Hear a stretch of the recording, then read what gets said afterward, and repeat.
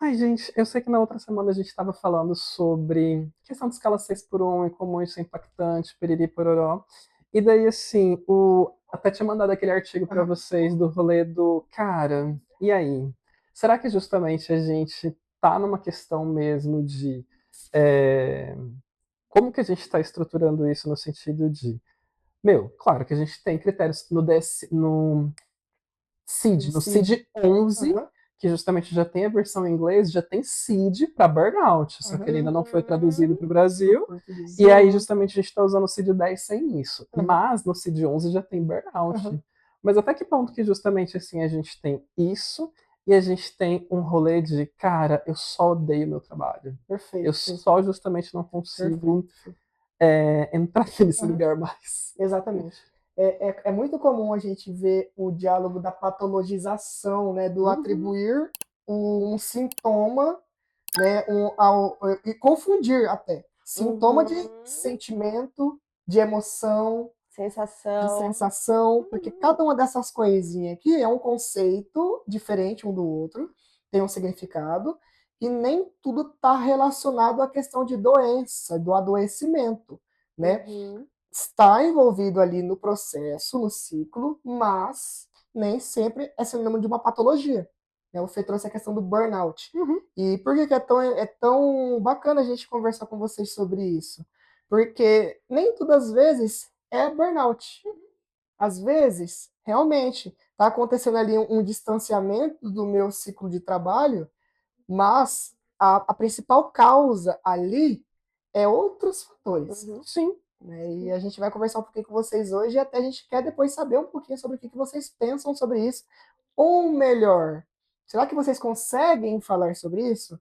Porque muitas das vezes, quando a gente traz ambiente de trabalho para diálogo, algumas pessoas se Uhum. poupam de algumas conversas até por conta do ambiente de trabalho e por conta de que é muito difícil trazer isso à tona de Uhum. uma forma que eu consiga dialogar com o outro sobre essas relações, sobre essas conexões que podem, às vezes, me trazer sofrimento também, não Uhum. necessariamente seja uma patologia. Sim. Não. Sim. Rafa? Não, eu ia trazer um pouquinho para antes, assim, a gente está falando da patologização e está falando do burnout, mas o que que é o burnout, Uhum, então, Sim. né? É um adoecimento em razão de um excesso de trabalho? uhum, Uhum. É um adoecimento em razão de uma alta dedicação uhum, ao trabalho que sobrepõe outras áreas da vida? uhum. Você falou, né? Às vezes as pessoas têm dificuldade de falar sobre, mas às vezes a gente tem dificuldade de definir o que, que é isso, Exatamente, perfeito. né? E ele tem esse diagnóstico que é um diagnóstico, mas ainda não é muito, não está muito bem Não está bem delimitado. estabelecido quais são esses critérios. Uhum. Não dá para falar dele sem a gente pontuar a questão da exploração do Com trabalho, do certeza. desvio de função, de Claro. uma sobrecarga. A gente estava falando há um tempo atrás sobre a questão da falsa sensação de controle que a gente tem, né? Sim. Então, eu tenho ali a minha função no trabalho que está muito bem estabelecida. Porém, num lugar de entrelinha, num lugar de escondidinho, existe uma exigência do mercado de trabalho de que a gente se dedique mais, Uhum. para que a gente se Se destaque, para destaque. que a gente tenha ali um acesso a alguns Aham. privilégios, a gente tem que vestir a camisa da É empresa. estimulado E uma isso competição, né? é Implícita. estimulado uma competição, é estimulado que você se aproprie de trabalhos que não são necessariamente Exato, seus, e exato. o resultado é o que é. Perfeito. Qual é o resultado esperado? Aham. Eu não sei se Joga aí o exato. questionamento. Eu queria só fazer um parênteses rapidinho, que eu tive um professor na faculdade, o nome dele é Sânio. Não sei se o Sânio vai estar assistindo isso daí aí, espero que talvez sim. Mas o Sânio, ele fez um estágio com ele, que era na perspectiva da orientação profissional. Uhum, E uma vez ele conceituou o burnout de uma forma que eu achei muito palpável, muito bacana de falar, porque assim, para além de conceitos mirabolantes com palavras que as pessoas não vão compreender, Definição, critério. definições, ele trouxe o seguinte conceito que eu achei perfeito. É um esgotamento afetivo do trabalho. Uhum. Eu estou tão esgotado afetivamente daquilo que eu me desconecto. E não é porque eu não me desconecto porque eu tenho vontade de sentir. Na verdade, vou corrigir minha fala. Eu não me desconecto porque eu estou sentindo aquilo porque eu quero. Essa é a expressão correta. Mas é porque aquele ambiente, às vezes, causa tanto conflito interno em mim que meu afeto, às vezes, perde o sentido. Eu achei esse conceito tão, assim, Nossa, fácil de entender. Assertivo, né? É Assim, objetivo, é prático e traduz um pouco esse sentimento. exato. Porque às vezes a gente trabalha num ambiente onde a gente gosta muito do que a gente faz. sim, E por gostar muito do que a gente faz, a gente acaba fazendo um pouco a mais daquilo que a Com gente certeza. tem possibilidade de fazer mesmo. Mas até que ponto isso é saudável, né? Perfeito. E às vezes a gente perde essa estimulação que a gente tem, porque eu gosto, então eu estou estimulada a fazer mais. Com certeza. Mas quando aquele mais que eu faço não me traz um retorno, que pode ser financeiro, que pode ser de resultado mesmo, porque às vezes a gente faz muito, muito, muito mais e o resultado que a gente tem é um nada. Ou é Exatamente. muito aquém daquilo que a gente esperou Aham. fazer. Além de não ter reconhecimento de Exato. parceiros, de, enfim, superiores. E é isso, por mais que a gente ame aquilo que a gente faz, a gente vai se esgotando. Uhum. E é daí que vem aquele sentimento de, né, tem que acordar para ir pro trabalho hoje. Domingo já entra naquela nossa. Nossa, mas eu crise. gosto tanto do meu trabalho, mas eu queria tanto ficar aqui na minha família fazendo mais um pouco de nada, Sim. né? Ou até mesmo sintomas mais específicos, né? Do tipo, igual o Gabriel falou. É Uhum. domingo, eu já começo a ter coceira, eu já começo a ter Dá uma peniqueira, eu já começo a ter tremedeira. angústia. Não. E vocês falaram assim, eu vou trazer uma fofoca. Porque, assim, Por favor. gente, inclusive, vou até puxar um gancho de como é importante nós irmos em busca de bons profissionais, principalmente quando a gente está falando de questões do trato de saúde mental. Perfeito. Teve uma amiga minha que ela justamente falou assim, que ela literalmente estava numa situação de esgotamento e ela foi num psiquiatra que trouxe a seguinte explicação para ela que eu achei assim muito pedagógica. Que daí ela que vai muito nesse sentido que vocês falaram. Ela gostava do trabalho, ela se dedicava um pouco mais, tudo assim. E aí ele trouxe a seguinte fala para ela que ela compartilhou com a gente, dizendo: "Olha, imagina justamente um carro. O carro precisa de manutenção, o carro precisa trocar o óleo, o carro precisa de atenção, o carro precisa de cuidado. Se você só senta e dirige o carro sem fazer troca de óleo, sem fazer manutenção, sem fazer todas as coisas, o carro uma hora pifa. E aí, e daí justamente ele ainda trouxe para ela assim que, olha, você tá há 4 anos sem tirar férias. E assim, como que você acha que você vai dar sequência nisso sem justamente ter nenhuma sensação assim de que você não vai ter nenhum resultado, sendo que você não vai ter nenhuma consequência disso, sabe? E daí eu falo da questão de bons profissionais, porque daí ele falou para ela: não tem como eu simplesmente medicar você e colocar alguma substância dentro do seu organismo, porque você está funcionando, você produz bem, você faz as coisas tudo bem, você não precisa de remédio, você precisa de férias. Nossa. E aí, assim, porque geralmente a gente encontra alguns outros profissionais que eles vão para outro caminho. Toma aqui um comprimidinho E é a para solução. você tolerar, suportar e para você continuar mais 4 anos sem tirar E as férias. pessoas compram esse discurso. Cara, Elas compram esse Compro discurso. muito. Porque você falou da questão do. Ai, gente, da confusão entre sinal, sintoma, diagnóstico e não sei o quê.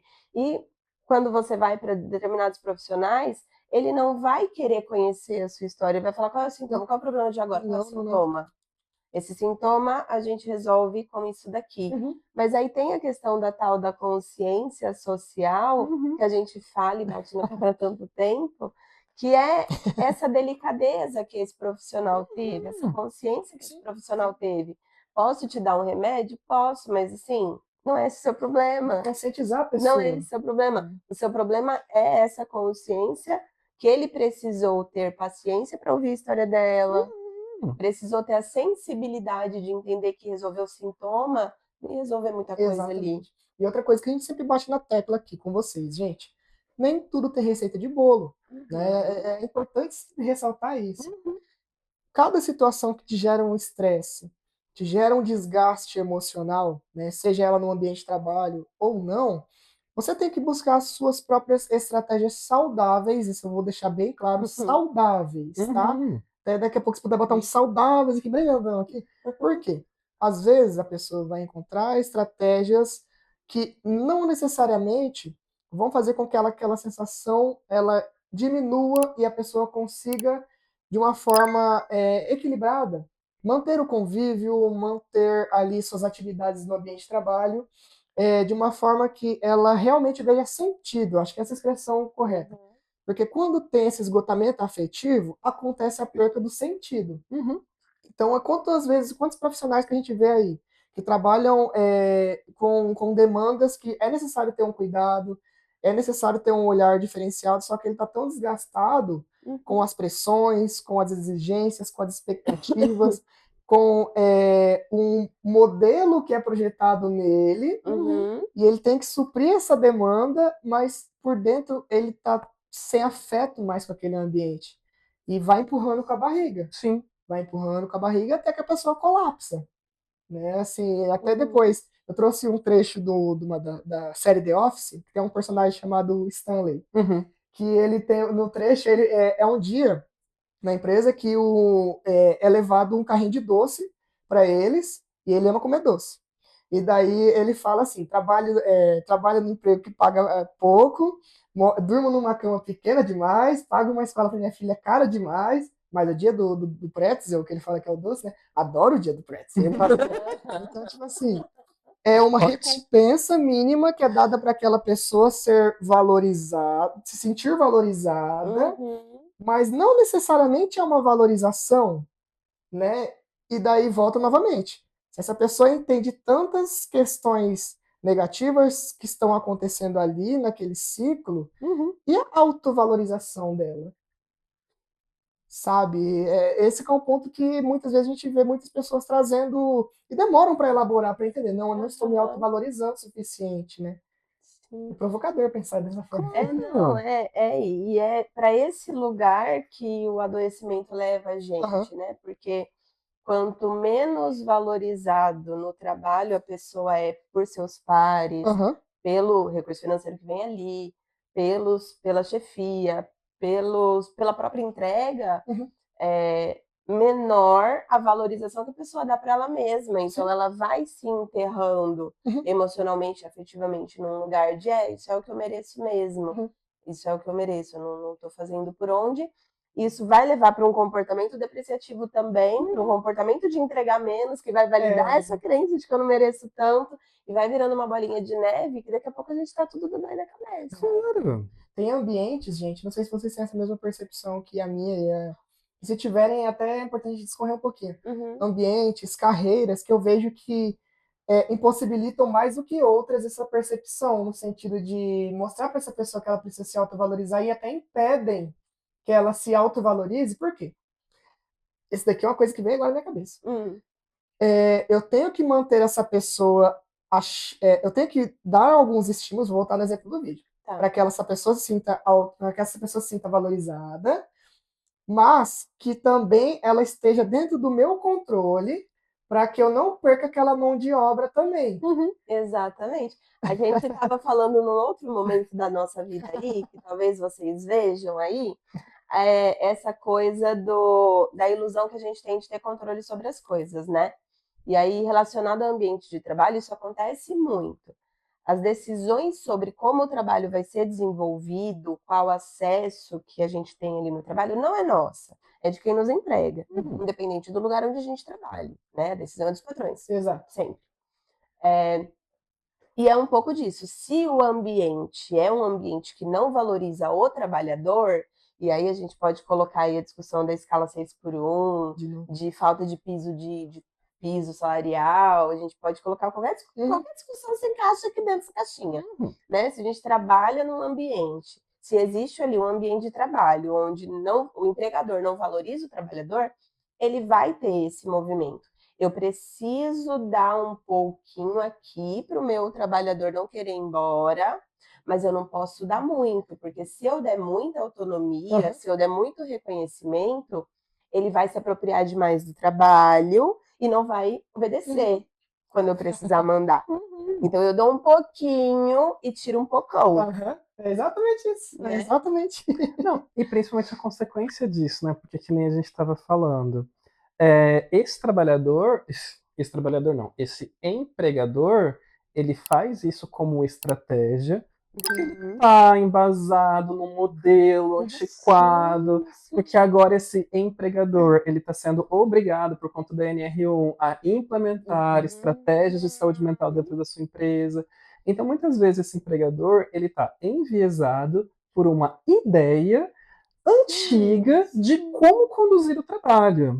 E aos poucos, com passos de formiguinhas e tartarugas, a gente tem conseguido explicar que, olha, esse modelo mais antigo, ele pode até ser funcional e dar um resultado X, mas você pode conseguir ter um resultado 2, 3, 4x se você abrir mão dessa ideia, dessa coisa antiga, dessa estrutura, e se você entender que existem outras ferramentas, existem outros recursos, existem outros modelos de gestão, existem outras formas de você organizar uma empresa, existem outras formas de você, por exemplo, cara, porque é isso que a gente estava falando. Uma coisa é o sintoma físico daquela pessoa versus, poxa, tem muitos ambientes que eles ainda são extremamente tóxicos, onde a administração e o manejo daquelas equipes, daquelas funções é extremamente empobrecido, Estressor. onde a falta de suporte por conta daquela, por parte daquele empregador é evidente. E, paralelo a isso, uma cobrança de metas constantes, excessivas, e você tem justamente tudo isso dentro da sua empresa. Eu acho que isso caracteriza muito mais eu tô aqui nesse ambiente que é pessimamente administrado, que tem uma falta de suporte imensa e que eu tô sendo cobrado constantemente.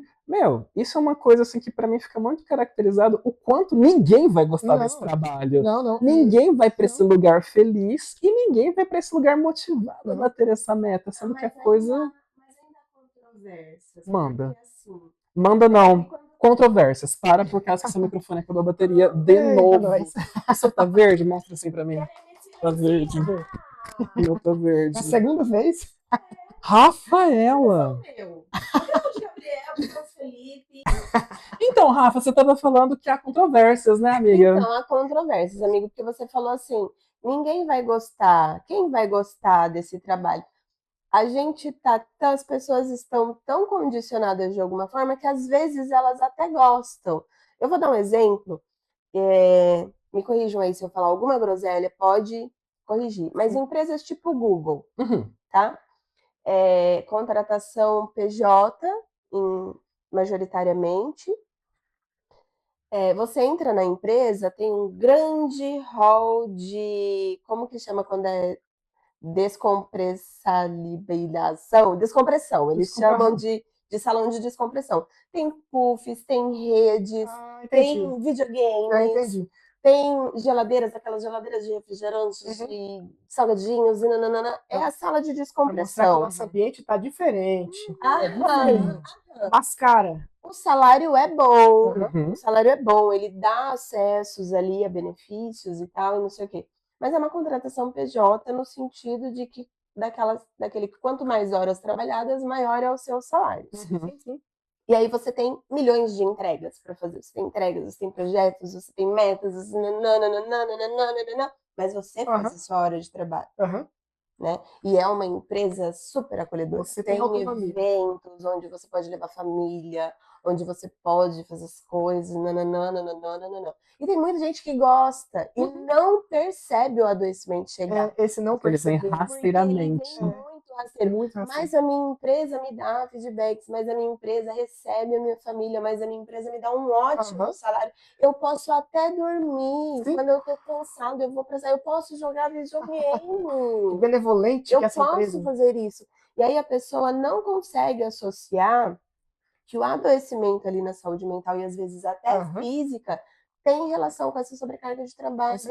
Então a controvérsia é nesse lugar, assim, que às vezes a pessoa gosta daquele trabalho, que não a valoriza, porque ela não percebe essa desvalorização transformada nesse lugar de cobrança das metas, porque todas as outras coisas parecem ser legais. E aí a gente volta lá naquela conversa da pílula vermelha com a pílula azul.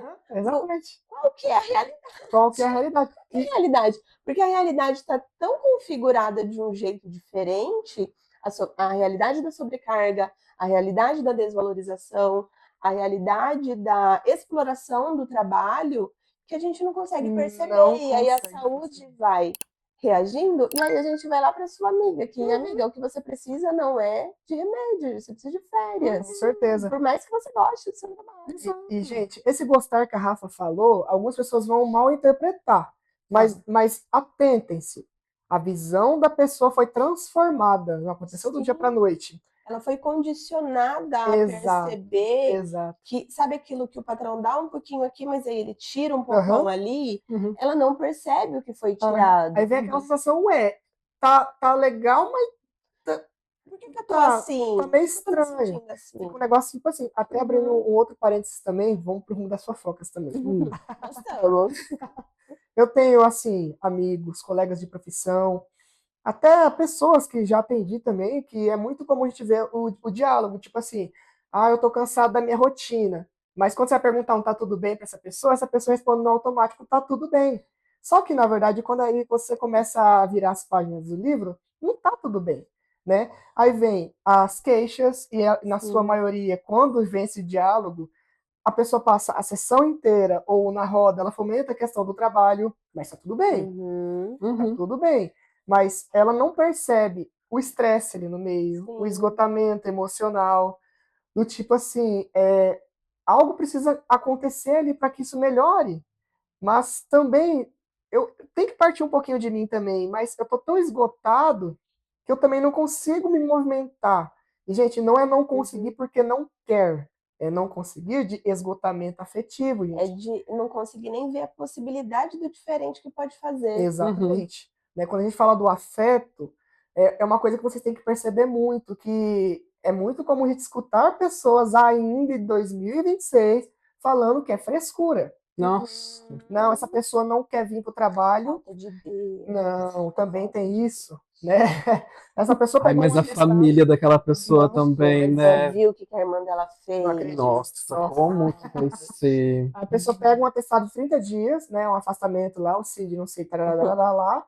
Aí vem os comentários dos colegas de trabalho, mas quando vai ver aquela pessoa, ela tá num esgotamento afetivo tão grande que qualquer possibilidade que. Aí vem os pensamentos no sentido de até catastrofizar aquele ambiente. Nossa, será que eu vou conseguir voltar para aquilo? Será que vai ser diferente quando eu voltar? Será que as pessoas estão falando sobre mim enquanto eu não estou lá? Né? É muito comum a gente ver falas como essa. Então, gente, vou fazer outra provocação que a gente sempre está fazendo nos outros vídeos. Será que vocês também não estão fomentando ambientes estressores, ambientes sem afeto, sem acolhimento, que potencializam ainda mais esse ciclo de violência, né? É uma violência. A violência é institucional, né? É uma violência interpessoal que, cara, quanto mais a gente fomenta isso, pior fica para todo mundo. Sim, e às vezes pode acabar acontecendo, né, essa potencialização, até como uma válvula de escape mesmo. Dentro daquele ambiente, você encontra ali uma, né, você estava comentando sobre essa questão de trazer ali questões da família da pessoa ou de outras situações, até como uma forma de descompressão, mas que acaba sendo uma reprodução de violência. Então, você está se sentindo assim, colega, mas também você viu o que você fez ali? Se você não tivesse feito daquele jeito, de repente hoje você não estava se sentindo assim. E aí, assim, dentro ali, só retroalimentando a questão da pressão, da cobrança, da desqualificação. Desqualificação muito bem pontuado, Rafa. A pessoa ela sentir que não está tendo desenvolvimento profissional. Que não tem qualidade, né? Exato. Aquele serviço. Sentir que não tem qualidade, que não é capacitada, se sentir estagnada. Cara, o que eu posso. Aí vem novamente, né? O que eu posso fazer, e isso é preocupante, para mostrar para aquelas pessoas que eu sou capaz sim. E é sempre o que eu posso fazer para mostrar para o outro, o que eu posso fazer para convencer a minha equipe, o que eu posso fazer para convencer o meu patrão, o que eu posso fazer para convencer o meu cliente quando eu já não estou convencida mais por conta de todos aqueles outros fatores de sobrecarga. O ciclo sendo alimentado, né? Sim. Sim, todo esse viés, e assim. E aí, isso tudo que a gente está falando, toda essa construção de todos esses minutos, assim, acaba gerando sintomas físicos Uhum. crônicos e toda essa sensação de cansaço, desconexão. Mas tem sintoma físico de burnout? Será mesmo? Não é só coisa da cabeça que a pessoa fica cansada? Menina, se eu te contar, assim, Menino! a pessoa justamente chega lá assim, por causa que é o que chega em muitas Sim, situações. sim. Felipe, não consigo mais ir pro meu trabalho porque senão eu vou esfaquear alguém lá dentro. Felipe, só consigo justamente acordo, durmo, sonho, tenho pesadelos constantes com relações a isso. E aí que começam também outros sintomas. Sim. É... A produtividade da pessoa geralmente cai, gente? Nossa. Será? Não. Pensa Foi comigo, igual eu vocês. falei. Ela chega super motivada lá no começo do dia, porque, Sim. tipo assim, o ambiente tá uma delicinha, então é óbvio que ela vai querer Vai produzir produzir bastante. muito. Que é o que a gente fala muito, que se fala-se muito, né? Sim. Do produzir, do desempenho. E aí é muito, muito interessante isso, porque assim, algumas pessoas só vão até a terapia Uhum. por exigência dos empregadores. Já não sei se já aconteceu com vocês, já aconteceu comigo. Eu não quero fazer terapia, mas a minha chefe me obrigou a estar aqui, porque senão ela ia ter que me demitir. Eu falei, tá, mas por que que sua chefe te obrigou? Como que ela percebeu que você não estava se sentindo bem? O que que ela identificou que ela está chamando de ansiedade que você fala que não existe? Queda na produtividade. Tudo bom? Pois é, gente, pois Ai, é. gente, são muitos fatores assim, mas Uhum, acabam gerando esses sintomas físicos, acaba indo nessa direção. uhum. E assim, igual a gente estava falando também sobre colocar limites assertivos, colocar limites que justamente funcionem para você.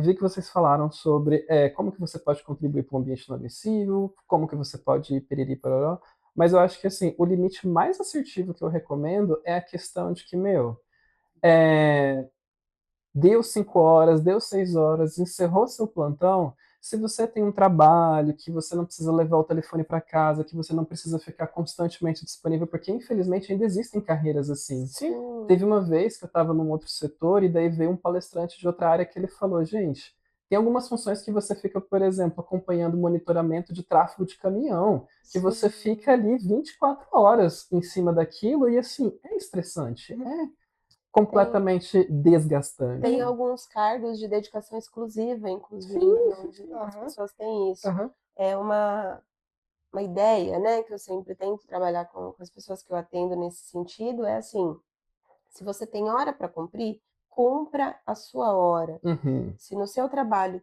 né, Sim. te entrega X horas de trabalho, trabalhe X horas por dia. Nas outras Sim. horas do seu dia, viva a Exato. sua vida Não é com a errado sua pensar isso, pessoa, com a sua família. Rafaela, não tenho horas de trabalho no dia porque tenho uma contratação PJ onde eu faço a minha hora. Ótimo! Estabeleça a quantidade de horas para você trabalhar no seu dia.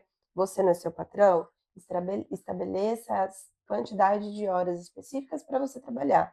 Nas outras horas, viva a sua vida. Com certeza. Cuide de você, cuide da sua família, cuide da sua vida social. Ela precisa existir Exato. para a sua saúde mental se manter minimamente equilibrada. Que eu acho que esse vai. Só para passar a palavra pro Gabs. Tranquilo. Assim, por causa que eu acho que quando você vai colocando esse limite específico, você vai até prevenindo essa questão do esgotamento afetivo, que você falou também que é Sim. muito silencioso. Da estagnação. Exato. Gente, você tá às vezes em algum momento que você fala, meu, isso perdeu o sentido para mim. Só que a partir do momento que você, dentro das suas possibilidades, de uma maneira que funcione para você, você consegue colocar o limite de que tipo assim, olha, este fim de semana, este dia eu vou colocar Sim. isso para mim. Sim. Você vai prevenindo esse esgotamento afetivo porque você vai se conectando afetivamente, você vai se conectando emocionalmente com outras pessoas, com outras situações, em outros contextos, e aí você vai cuidando de si dessa maneira, simplesmente estabelecendo que, cara, vou tirar férias, e assim, nas minhas férias eu vou fazer alguma coisa só para mim, só para minha família, só para os meus pares, então assim, você se conectar afetivamente, eu acho que é o limite mais assertivo que a gente pode deixar de recomendação. Exato. Porque eu queria abrir uma abinha, né? Acho que a gente já está caminhando até para finalização também desse tema. Vou abrir uma abinha rapidinho, porque a gente falou do burnout, mas eu vou falar de outra questão também, que às vezes pode se associar também, entra, claro, na patologização, que é uma coisa que a gente, às vezes, quer trazer como crítica para vocês pensarem também na questão contextual, né, das vivências, das relações, mas é da própria depressão, né, que existe um conceito no senso comum de que a depressão é aquela pessoa que se isola, que se fecha, mas as maiores taxas de depressão estão com aquelas pessoas que são depressivas, mas funcionais. As pessoas que estão no meio da sociedade, que estão nos ambientes das relações. E o próprio... Gente, fugiu agora o nome do autor, criador da TCC agora, o Aaron Beck. O Aaron Beck, quando ele começou a formular a teoria da terapia cognitivo-comportamental, ele estava fazendo muitos estudos sobre a questão da depressão, até quando ele desenvolveu as escalas. Né? Meu Deus deixa eu fazer uma confissão. Quando começou, eu achei que a gente ia fazer um react. Vocês quiserem... E aí, de repente, vocês estavam falando um negócio assim. Eu achei que a gente assistiu o react da cena dele. Mas tudo bem. A gente faz agora, fica tranquilo. Tudo bem, vai. Pode voltar ali no Aaron Beck. Meninas, rapidinho. Para finalizar com o Aaron Beck. Vamos lá.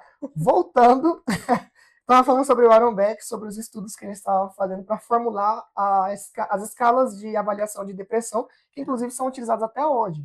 Né? Foram revistas, logicamente, muitas das vezes, mas são utilizadas até hoje para vocês verem como que é importante a validação sobre essa questão. A questão do depressivo funcional, né? Que uma das questões que são base na teoria cognitivo-comportamental é a visão de si, a visão do outro e a visão do futuro. Então, vamos lá. Se esse indivíduo ele está com uma afetividade, com um esgotamento afetivo tão grande no ambiente de trabalho, logicamente as visões que ele vai ter sobre o outro vão estar um pouco distorcidas também, né? Sim.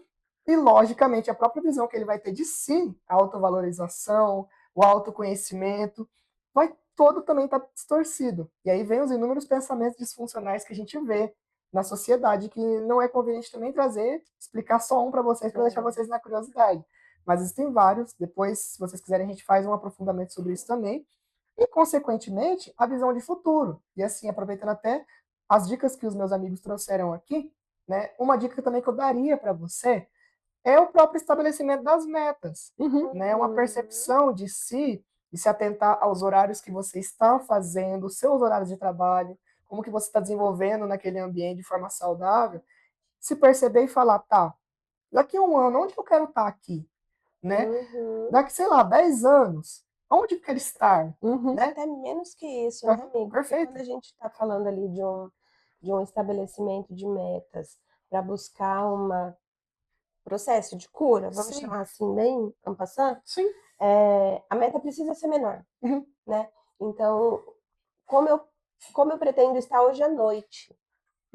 Como eu pretendo estar quando eu sair do trabalho hoje? Perfeito. Né? De reduzir essa meta, porque às vezes a gente coloca essa meta lá muito grande, daqui a um ano como eu quero estar, mas se eu estou numa distorção da realidade de hoje, eu não vou dar conta de estabelecer essa meta lá para daqui um ano, para daqui 10 anos. Então eu preciso pensar no hoje. Com certeza. Trazendo de novo o aspecto da TCC aqui e agora. Aqui e agora. O que eu consigo fazer hoje? Né? Quantas horas eu consigo trabalhar hoje? Quantas horas eu consigo dedicar a minha vida, a minha família hoje? E trazer essa meta para menorzinho. Talvez uma sugestão é pensar uma curto, médio, longo prazo. Sim. Né? Talvez pensar nesses 3 formatos, talvez já consiga suprir um pouquinho esse sentimento e provocar um pouquinho uma afetividade para que você possa se vincular nesse ambiente novamente ou em outros, talvez. Né? Você não precisa ficar preso num lugar que está te adoecendo, talvez. Não é? Não, é um questionamento, assim, pra gente ir nesse sentido. Mas eu acho que justamente no final das contas acaba sendo isso, assim. O que está no nosso alcance, o que não está dentro dessa ideia. E verificar o que justamente pode ser feito, assim, de maneira progressiva para a gente voltar a se conectar com os nossos afetos e com as nossas emoções. Acho que esse é o principal foco e acho que esse é o principal, assim, ferramenta que a gente tem, que a gente usa ali para trabalhar junto com cada paciente. Exato. No fundo, todo mundo só quer viver gostosinho. A gente Exato. entender qual é o nosso gostosinho que a gente está conta de viver. Cada um com o seu. Tá bom, gente? Então, Valeu. comentem o que vocês pensaram e daí a gente vai conversando nas próximas vezes. Né? Combinado. Bom, gente. Até mais. Show.